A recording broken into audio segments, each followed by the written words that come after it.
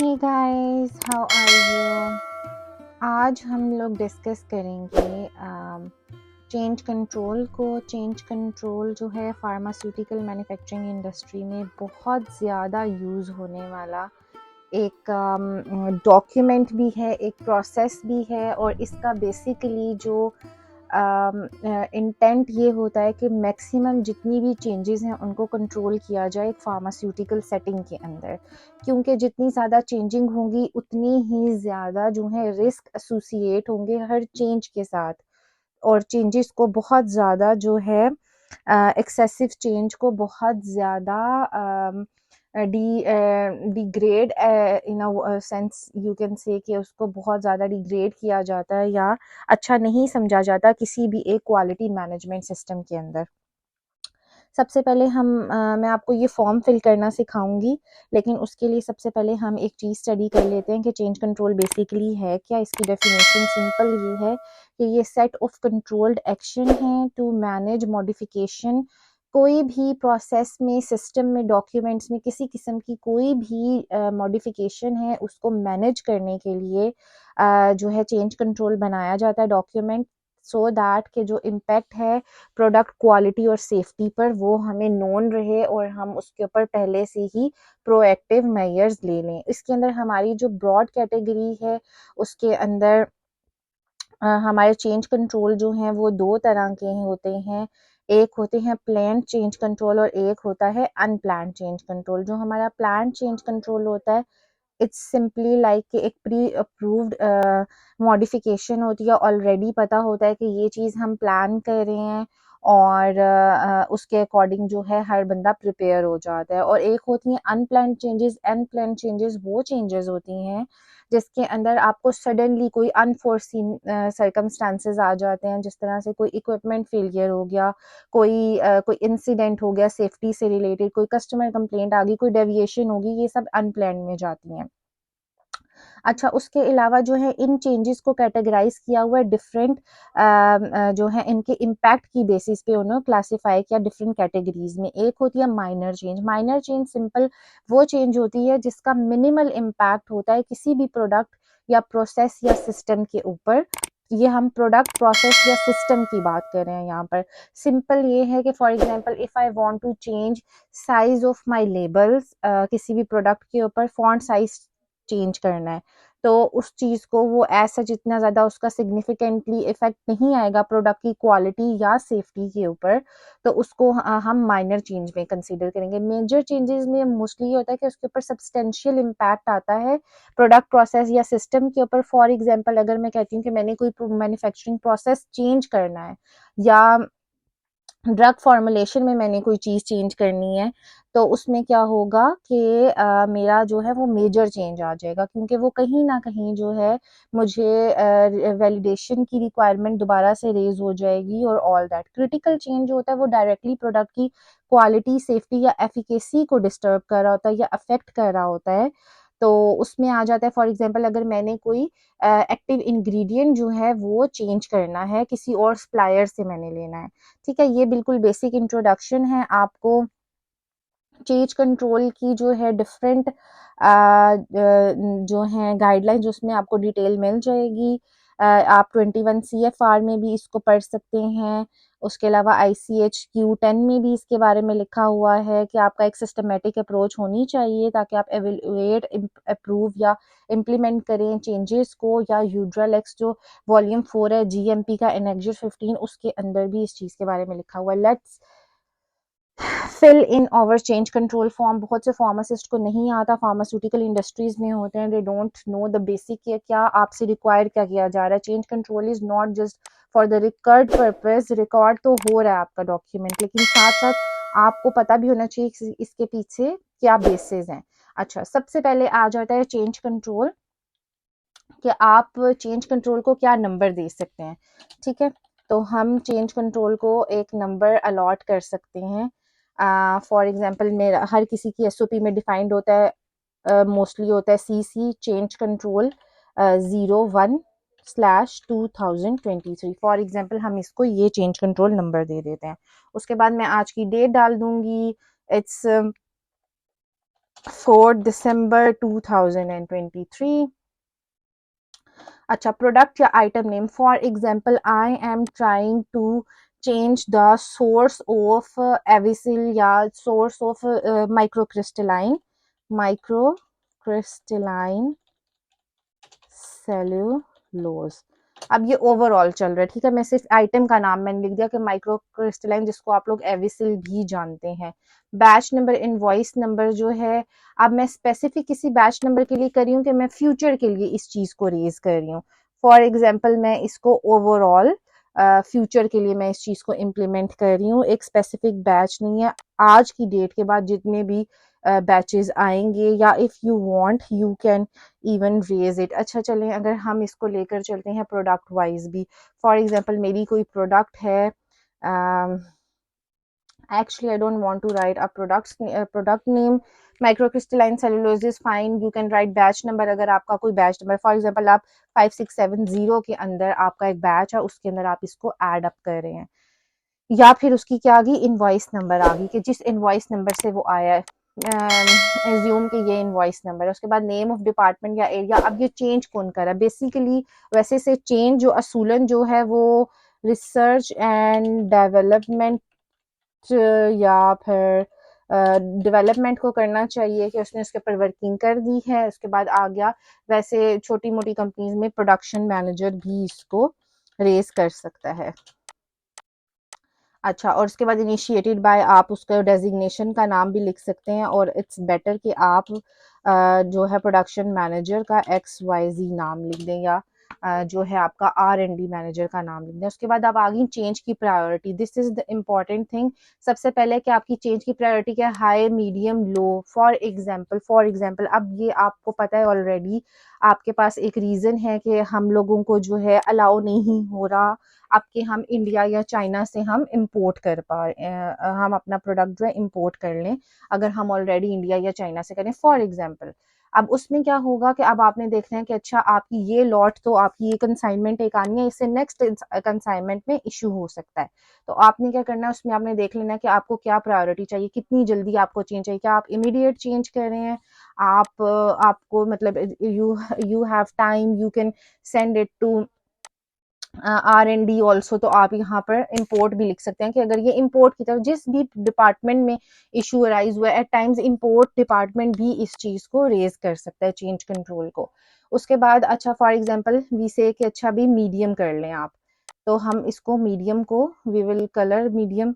उसके बाद temporary change है, परमानेंट चेंज है, no you know don't know के कब तक चेंज है इसका, तो you will go for permanent change. अब माइनर, मेजर या क्रिटिकल है, this will go to critical, क्योंकि ये प्रोडक्ट की सेफ्टी, क्वालिटी, एफिकेसी को भी डिस्टर्ब कर सकता है। अच्छा, प्रेजेंट स्टेटस में क्या है, currently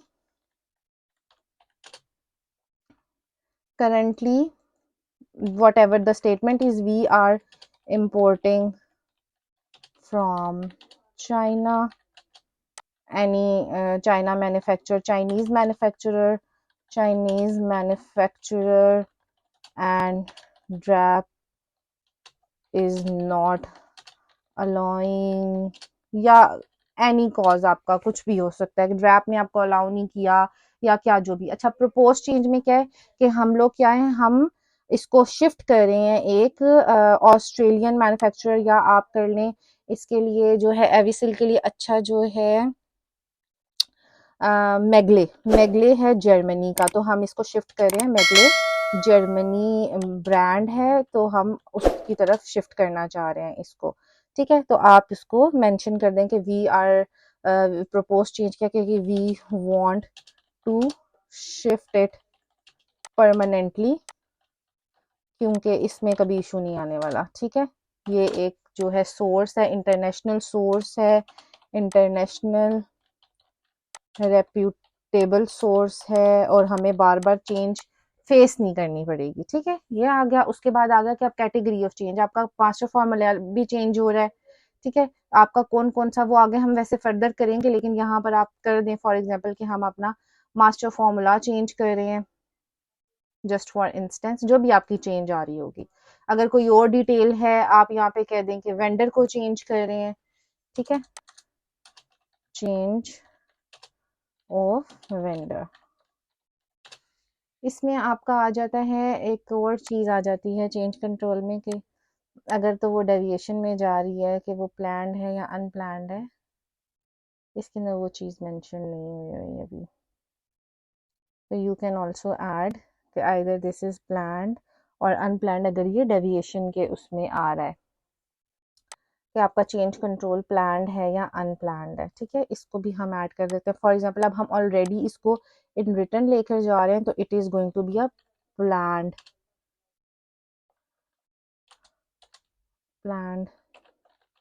change control also. This is called मतलब प्लान, कि आप पहले से हर चीज़ प्लान कर रहे हो, रिटर्न में जा रहा है हर चीज़, ये बिल्कुल। रीजन एक्शन में आप लिख दें कि ड्रैप इज़ नॉट अलाउइंग, या आप लिख दें कि रेगुलेटरी इश्यूज हैं, रेगुलेटरी की तरफ से, जो भी आप अपना इंटरनल लिखते हैं। I just want to communicate कि करना कैसे पहले। टेंटेटिव डेट ऑफ क्लोजर, अब आपके पास, आपको पता है कि जी 1 महीने बाद लॉट आनी है, उसके बाद हमारा 1 साल चल जाएगा। आपने उसके अकॉर्डिंग से अपनी डेट देख लेनी है कि अच्छा भी अगले साल या अगले से अगले साल, मतलब मैं कह देती हूँ कि फॉर एग्जांपल कि मैं मार्च 2024 तक इसको हम डेट दे देते हैं, 29 मार्च 2024। उसके बाद जिसने भी इनिशिएट किया है इम्पोर्ट डिपार्टमेंट में, जिसने भी उसने अपनी डेजिग्नेशन की, signature with that is very important. उसके बाद डिपार्टमेंट हेड है, इम्पोर्ट मैनेजर आ जाता है, जो भी जिसने भी ये करना है यहाँ पे सिग्नेचर्स आ जाएंगे। उसके बाद आ गया कि इसके साथ साथ क्या चीज़ है, अब इम्पैक्ट किस किस चीज़ पे आ रहा है। अब एविसिल जब चेंज हो रहा है, आपका माइक्रो क्रिस्टलाइन सेलुलोज, क्या ये आपके किसी इक्विपमेंट, यूटिलिटी इंस्ट्रूमेंट को हम ब्रॉडली देखेंगे फिलहाल, को अफेक्ट कर रहा है? नो। मैन्युफैक्चरिंग प्रोसेस या बैच साइज को अफेक्ट कर रहा है, मास्टर फार्मूला या बीएमआर को अफेक्ट कर रहा है, तो yes it is disturbing. Obviously आपका मास्टर फार्मूला आपका चेंज कर रहा है। आर्ट वर्क में अगर आपने अपने आर्ट वर्क के अंदर पैकेजिंग, अब तो ड्रैप की रिक्वायरमेंट है कि आप अपनी पैकेजिंग के अंदर अपनी लिस्ट ऑफ एक्सिपिएंट लिखें, तो ऑब्वियसली आपका आर्ट वर्क भी डिस्टर्ब हो रहा है, आपके स्टैंडर्ड ऑपरेटिंग प्रोसीजर्स भी डिस्टर्ब हो रहे हैं, आपका रॉ मटेरियल भी, ऑब्वियसली हर चीज़ जो है वो साथ में डिस्टर्ब हो रही है। आपकी वैलिडेशन मास्टर प्लान या कैलिब्रेशन है, ये आपका वापस वैलिडेशन में भी जा सकता है, रीवैलिडेशन में चला जाएगा, प्रोसेस वैलिडेशन में। यस, ठीक है। क्वालिफिकेशन इसमें रिक्वायरमेंट नहीं है। Stability study 100% yes. और वेस्ट हैंडलिंग फिलहाल हम इसको जाने देते हैं। और उसके अलावा अगर हमें अदर कोई लग रहा है, अब रिस्पॉन्सिबल डिपार्टमेंट कौन है यहाँ पे? जी प्रोडक्शन इसकी रिस्पॉन्सिबल है, प्रोडक्शन ने इसको चेंज करना है, या R&D ने, वो आपके सिस्टम के सेटअप के ऊपर डिपेंड करता है, या R&D ने करना है, ये क्या कर रहा है, QC कर रहा है या रेगुलेटरी अफेयर कर रहा है, रेगुलेटरी अफेयर कर रहा है, क्या ये आपका मास्टर ऑफ आर्ट वर्क वगैरह की डिज़ाइनिंग वगैरह चेंज कौन कर रहा है, स्टैंडर्ड ऑपरेटिंग प्रोसीजर आपका QA अपने हर जिसके QC अपने करेगा, QA अपना करेगा, प्रोडक्शन अपना करेगा। रॉ मटेरियल या पैकिंग, इसमें अगर स्टोर है तो स्टोर की कोई SOPs हैं, या जो भी है स्टोर आ गया, आपकी प्रोक्योरमेंट इन्वॉल्व हो जाएगी, तो ये सारे जो है स्टोर आपकी प्रोक्योरमेंट है, PRC। उसके अलावा वैलिडेशन में आप ले आए, वैलिडेशन डिपार्टमेंट को ले आए, जो जो रिस्पॉन्सिबल है आपने उनको कर दिया, ये आपने वैलिडेशन में ही डाल दिया। उसके बाद स्टेबिलिटी स्टडी आपका क्वालिटी कंट्रोल करता है, R&D भी कर सकता है, तो ऑल दैट। उसके बाद आप इसके अंदर रिस्क असेसमेंट रिक्वायर्ड है ये नहीं रिक्वायर्ड है, ऑब्वियसली रिस्क जो है वो रिक्वायर्ड है, तो आपने यहाँ पे मेंशन कर देना है कि yes risk assessment is required. अब आपकी रिस्क क्या आ जाएगी, आपने उसको प्रोबेबिलिटी वर्सेस जो आपका वो जो फैटेलिटी होता है या सिवेरिटी होता है, उसको आप उसके साथ मल्टीप्लाई करके, वो दैट इज अनदर वीडियो। अच्छा, उसके बाद ट्रेनिंग रिक्वायरमेंट आपकी, आपको जो ट्रेनिंग है जो भी आपको ट्रेनिंग रिक्वायरमेंट है, ऑब्वियसली ट्रेनिंग रिक्वायरमेंट है, आपकी एक नई चीज़ चेंज हुई है, उसमें सबको कम्युनिकेट होना चाहिए, आपके RMS से लेकर प्रोडक्शन का फार्मासिस्ट, QA का फार्मासिस्ट, QC एनालिस्ट, जितने लोग भी इन्वॉल्व हैं, तो आपको साथ में उसका वो भी अटैच करना पड़ेगा। उसके बाद आ जाता है अप्रूव्ड। अब QA के हेड, जो QA का जो हेड है, डेजिग्नी है, उसने इस चीज़ को अप्रूव किया या नहीं किया, या उसे लगता है कि इसके अंदर कोई और चीज़ भी ऐड करनी चाहिए, ये भी चीज़ें जो हैं वो सिग्नेचर्स के लिए जब रोटेट होंगी तो उसके अंदर आगे टारगेट डेट्स भी लिखेंगे कि जी प्रोडक्शन मैनेजर या R&D कब तक मास्टर फार्मूला रिवाइज कर देगा, आर्ट वर्क कब तक रिवाइज हो जाएंगे, हर कोई अपनी टेंटेटिव डेट्स दे देगा। ठीक है, उसके बाद जब अप्रूव हो गया उसके बाद अब इम्पैक्ट की असेसमेंट के लिए एक बार वो रोटेट हो जाएगा, सब डिपार्टमेंट में जो जो होगा हर चीज़ देख लेगा, रेगुलेटरी देख लेगा इन केस के रेगुलेटरी। बाकी ये तो प्रोडक्शन, ये तो प्राइमरी डिपार्टमेंट्स हैं, FGS में भी एट टाइम्स नॉट एप्लीकेबल भी है इधर इस केस में। उसके बाद रेगुलेटरी देख लेगा क्योंकि ये चीज़ रेगुलेटरी से भी इनिशिएट हो सकती है। फिर डिस्ट्रीब्यूशन मैनेजर को I think it will be not applicable engineering unless and until के distribution is on the WHO level के, आपके डिस्ट्रीब्यूशन जो है वो WHO के साथ या प्रोक्योरमेंट यूनाइटेड नेशन की जो प्रोक्योरमेंट एजेंसीज हैं उनके साथ इन्वॉल्व है तो फिर तो आप उनको करेंगे लूप में। अदरवाइज इंजीनियरिंग मैनेजर रिक्वायर है नहीं है, finance manager will be required, why he will be required कि आपकी कॉस्ट में फ्लक्चुएशन आएगी। सब जो होंगे admin manager, procurement manager, everybody will be included. फिर इन द एंड अगर आपका कोई मैनेजिंग डायरेक्टर है या कोई technical director, head, whoever is there, उसके सिग्नेचर्स हो जाएंगे यहाँ पर। उसके बाद क्या आ जाएगा, post effectiveness of evaluation impacting document. अच्छा, ये यहाँ पर जब अप्रूव हो गया उसके बाद पोस्ट इफेक्टिवनेस शुरू हो जाएगी। एक बार ये चीज़ हो गई उसके बाद क्या होगा कि जो आपका QA है वो उसकी इम्पैक्ट एनालिसिस भी परफॉर्म करना शुरू हो जाएगा कि जी जो डॉक्यूमेंट्स इम्पैक्ट हुए थे उसका क्या स्टेटस है, उन डॉक्यूमेंट्स का नेम, वो जो रिवाइज हुआ है उसकी प्रीवियस कॉपीज रिटर्न होगी हैं या नहीं होगी। फॉर एग्जांपल एक मास्टर फार्मूला है वो रिवाइज हुआ, उसकी इफेक्टिव डेट कब थी, उसका रिवीजन नंबर क्या आया, सब कुछ। उसके बाद चेंज रिव्यूड बाय और चेंज क्लोजर, ऑब्वियसली इसमें QA इन्वॉल्व होगा, QA का असिस्टेंट मैनेजर और QA जो है वो मिलकर इसको QA का जो हेड है और असिस्टेंट मैनेजर अपने रिमार्क्स देगा, या जो भी आपका असिस्टेंट मैनेजर की जगह और कोई कोई भी जो भी QA में है वो वहाँ पर अपने जो है रिमार्क्स दे सकता है। उसके बाद QA मैनेजर फाइनली इसको क्लोज करेगा जब हर चीज़ जो है रिव्यू होकर क्लोज हो जाएगी।